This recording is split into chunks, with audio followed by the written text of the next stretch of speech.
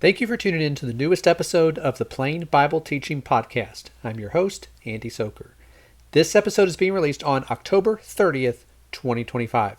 And this week we're talking about why religious debates are less common today than they used to be. In the 19th and even the 20th century, it was fairly common for preachers to engage in formal public debates. And while these still happen occasionally, they do not occur nearly as often here in the 21st century. Well, why is that? We're going to consider some possible reasons today. For links to some related materials, check out the show notes for this episode at plainbibleteaching.com/podcast/103025. Now for our discussion this week. Recently, I was working on a book project containing the works of W. Curtis Porter.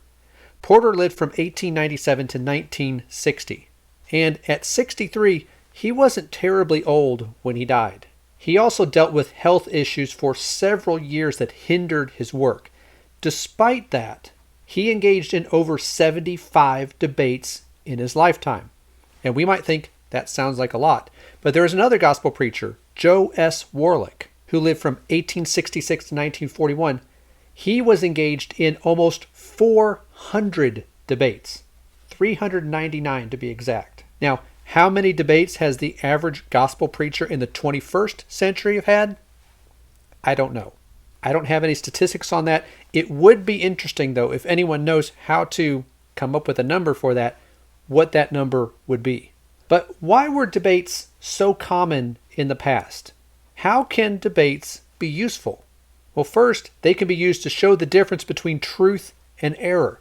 The Apostle John wrote, "We are from God. He who knows God listens to us. He who is not from God does not listen to us.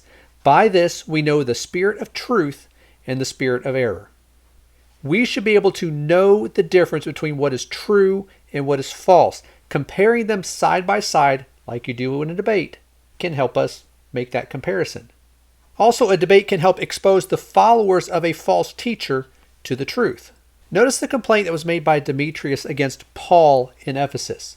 You see and hear that not only in Ephesus, but in almost all of Asia, this Paul has persuaded and turned away a considerable number of people, saying that gods made with hands are no gods at all.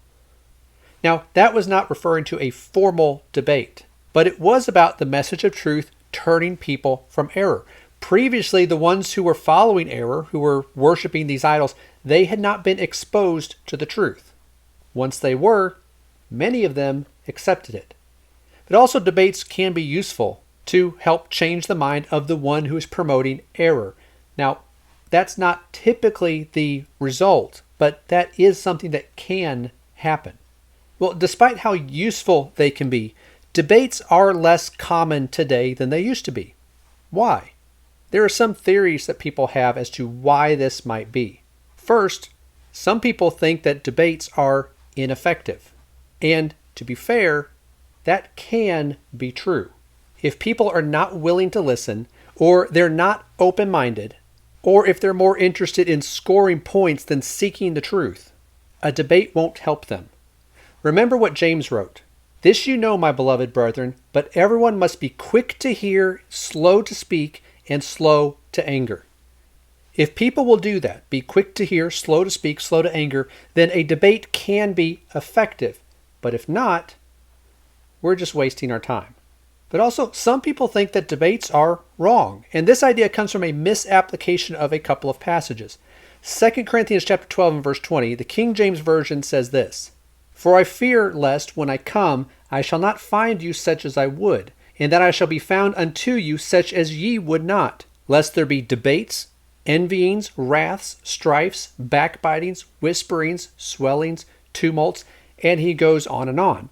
And then Paul wrote in Romans chapter 1 and verse 29, "Being filled with all unrighteousness, fornication, wickedness, covetousness, maliciousness, full of envy, murder, debate, deceit, malignity, whispers," and then on and on. In those verses, debates were clearly condemned. However, Paul was not talking about the debates that we are talking about here. He was talking about strife, which the New American Standard Version uses the word strife in place of debates in those verses. Now, we are not to be contentious or cause division, but that does not mean we avoid controversial topics and refuse to discuss or even debate them. There are times to debate, and we'll talk about more when that might be here in a few minutes. But then there are some people, the reason why we don't have debates as often is because some people are just uninterested in rethinking their views. Yet we should always be doing this. The wise man said, "Give instruction to a wise man and he will be still wiser. Teach a righteous man and he will increase his learning." No one knows everything.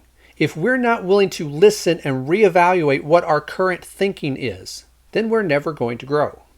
And then there are some people who just think that no one is wrong. And if that's what they think, what's the point of debating? This has been a problem for years. Everyone has their own version of truth. Yet the Bible indicates that there is a clear difference between truth and error. We already mentioned 1 John chapter 4 and verse 6, where John talked about knowing the difference between truth and error. But if we do not believe that anyone could be wrong, then we're going to be like the Athenians, who were only interested in telling and hearing something new, not in determining the difference between what is right and what is wrong. But another theory that recently occurred to me of why debates are less common today than they used to be is because preachers or other potential debaters are just too busy. It takes a lot of time to prepare for a debate and to do it well. Several years ago, I had a preacher ask me to moderate for a debate that he was holding. So was not asking me to hold the debate, but just to moderate for him. And while I was honored to be asked to do that, at the time it was unthinkable for me to be able to devote the time necessary to help him the way that he needed a moderator to help him with that debate. Now, today, I'm still busy, not as busy as I was 10, 11 years ago when that invitation was extended to me. But even today, it would be a daunting challenge for me to prepare for a debate, whether to be the one debating or to help moderate for that debate. We collectively have filled our time with so many things, even good things, that there's just simply not much time left for something like this. Which reminds us of another point, that we need to be careful how we manage our time. And we've talked about this before on the podcast, and I'll link to a previous episode where we talked about time management, particularly as it relates to preachers. But this idea of time management is very popular for those who talk about productivity and things like that, but it is a biblical topic. And if we think about what the Bible says about making the most of our time, this involves recognizing what's important, focusing on what's important, spending time on what is important, and then managing our energy so we can keep doing what is important. And for more on each of those points, I'll link to an article in the show notes about being a productive Christian. It goes into those points in more detail. But this is something that we all need to do in order to serve God to the best of our abilities. We need to manage our time better. Now, if we do that, does that mean we're going to have more time for debates? Maybe, but then not necessarily. At least not for all of us. Well, what does the New Testament teach? If we are going to debate or try to make time for debates, when would that be necessary? When would it be a good idea to engage in a debate? Well, the New Testament provides some guidance on that. One, it is a good idea to engage in a debate when brethren are in danger of being led astray. In Acts chapter 15, it says, "Some men came down from Judea and began teaching the brethren, unless you are circumcised according to the custom of Moses, you cannot be saved.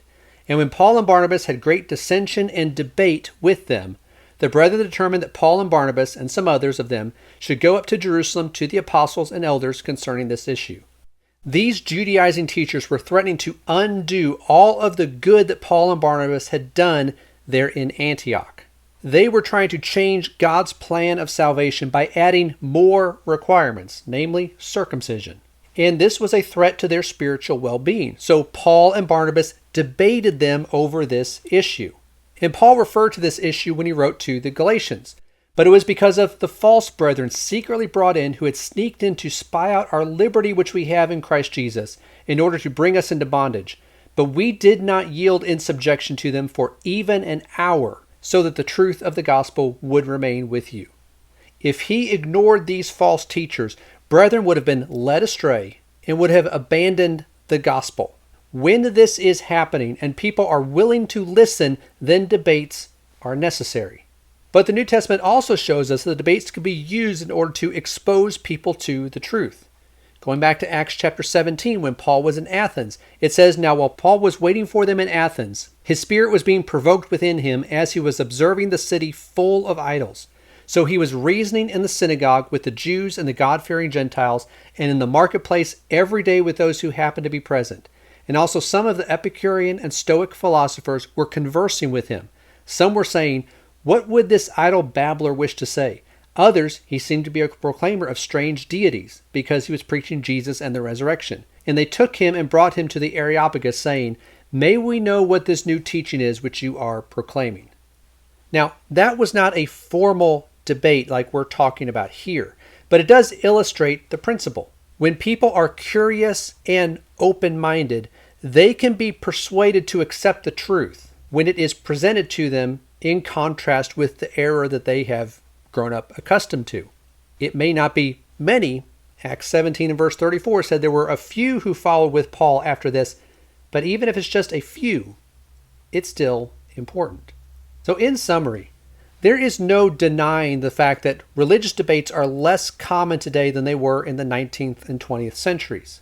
However, they can still be effective if people are willing to listen and if those who engage in the debates can devote the time necessary to do it properly. So there is a place for debates even today, but whether we engage in formal public debates or not, we need to be committed to believing, teaching, and practicing the truth, and then looking to help others who are seeking to do the same. That's all for this week. Thank you for listening to the Plain Bible Teaching Podcast. I hope you found this episode to be helpful. For links to some related materials, check out the show notes for this episode at plainbibleteaching.com/podcast/103025. If you have a moment to rate and review the podcast or share it with others, that is always appreciated. And if you're listening to this, remember that we also upload video versions of the podcast to the Plain Bible Teaching YouTube channel. So if you prefer to watch this on video, that option is there for you. And if you are watching this on YouTube, please like this video and subscribe to the channel so you can see the other videos we post here from time to time. And if you're interested in seeing the script for this episode, that is available on Substack. That will be linked in the show notes. And if you see a news story or have some topic that you think would make for a good discussion, send that to me at andy@plainbibleteaching.com. Thanks again for listening, and I hope to talk to you again next time.